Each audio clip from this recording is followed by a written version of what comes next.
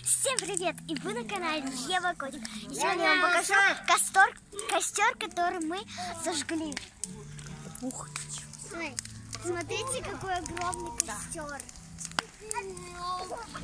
Мы его зажгли вместе с родителями.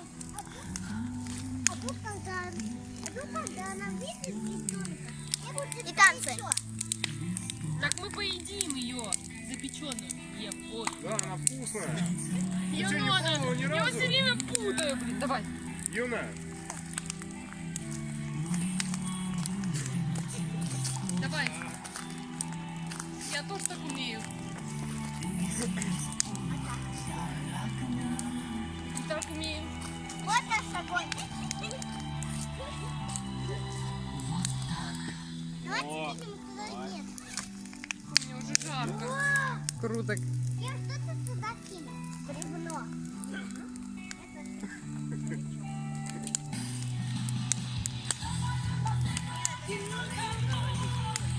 хватит.